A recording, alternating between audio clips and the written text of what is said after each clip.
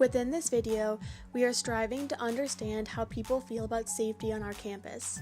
Before speaking to each student, we read them the following statement. The video we are making is to demonstrate our community's outlook on sexual assault on college campuses. However, we understand that feeling unsafe is not just experienced through physical violence, but also through emotional distress.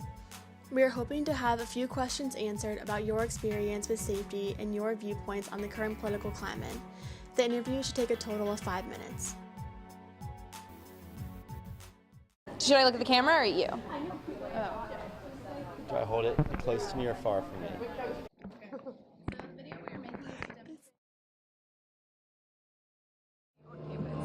I feel very safe. I've never felt like I've been in a position that my safety has been compromised. But honestly, as a girl on Furman's campus, I personally don't ever feel unsafe. I think safety is a main concern of Furman University, but it is something that always needs to be looked at and readdressed each year so that the student body can feel safe in whatever they're doing. I'm actually not really. I know, of course, the health center and the counseling center are available for anything. Other than that, no. I'm pretty aware, but at the same time, I feel like there's probably stuff I don't know about that I could know more about. Like what safety? I'm probably pretty unaware of what safety. What we have a Title IX coordinator and a counseling center and a spiritual center, and I honestly don't think that's enough. So Title IX is an anti-discrimination statute, so it prohibits discrimination by any educational institution that receives federal money. So that includes most colleges and universities and K through 12 schools. Counseling, the Office of Spiritual Life, and the health services are all confidential resources for students on campus. And then off campus, there's the Julie Valentine Center, and they provide free counseling.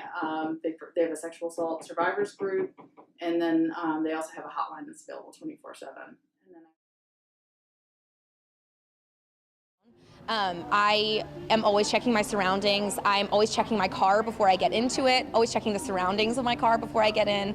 There are just so many areas in which something could happen that if you're alone and you can be overpowered, you might be. Yeah, I probably feel the most unsafe if I'm in my apartment alone or if my doors are not locked. Like at Furman, I don't think I ever feel unsafe at Furman. Maybe, no, I don't.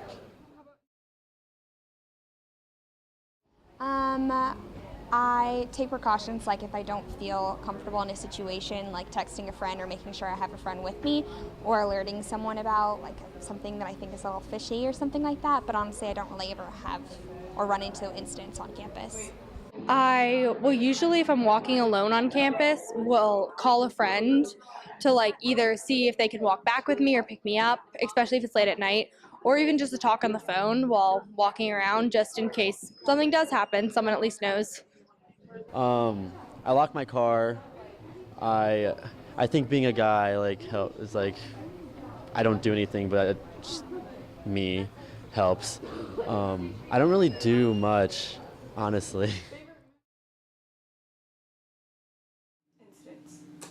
So that's a really good question. So I think one of the one of the biggest things is just to listen and offer options. Not try to make a decision for somebody. Sometimes I think when we really care about somebody who's a family member or a good friend, we think we know what would be best for them, and we want to try to make that decision.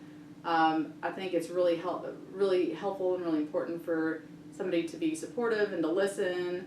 To not question or judge, but really just be there to offer options, but not try to make a decision.